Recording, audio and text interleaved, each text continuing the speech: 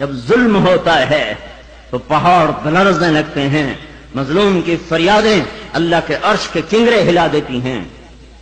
جب دھرتی ظلم سے بھرتی ہے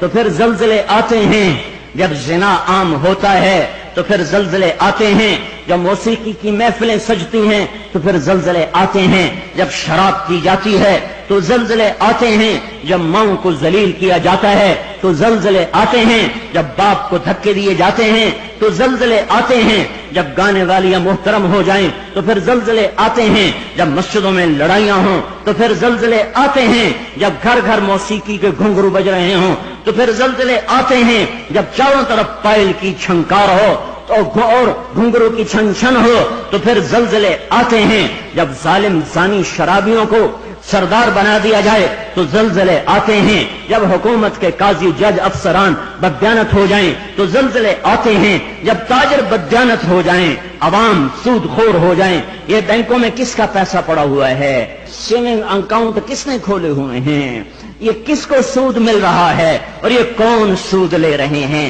اور جب تاجر بددیانت ہو جائے تو زلزلے آتے ہیں، جب جوئے پر ساری قوم لگ جائے، جب انعامی بانڈ خرید کر دعائیں مانگی جائیں کہ میرا بانڈ نکل آئے، او ظالم ظالم ظالم کیا کہہ رہے ہو، کیا کر رہے ہو؟ اللہ کی حرام کردہ چیز اللہ سے مانگ رہے ہو۔ اللہ نے کہا جوا حرام، اور یہ کہا اللہ کرے میرا بانڈ نکل آئے، میرا بانڈ نکل آئے۔ پھر جوئے پر جوا کہ نمبر خریدو، سیریل خریدو۔ او میرے بھائیو، جب ایسے سر عام جوا ہوگا تو زلزلے آئیں گے،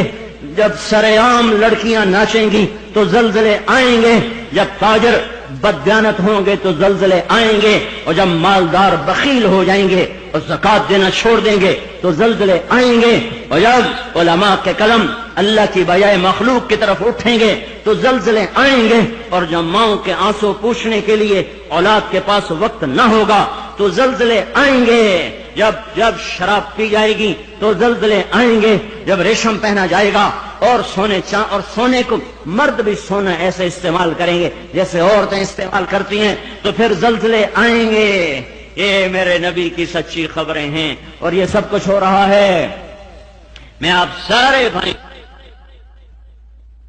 زمین کی صفائی کا وقت آ چکا ہے، جب گٹر ابلتے ہیں تو پھر کمیٹی والوں کو بلایا جاتا ہے، ہمارا گٹر بند ہو گیا ہے، صاف کرو۔ جب تک گندگی اندر چلتی رہتی ہے کوئی شور نہیں مچتا، جب گندگی باہر ابل کے آتی ہے پھر بلایا جاتا ہے، صاف کرو، نالیاں سیدھی کرو۔ جب تک بدماشی اور عیاشی چار دیواری کے اندر اور چھت کے اندر ہوتی ہے میرا اللہ بھی درگزر کرتا ہے، لیکن جب ابل کے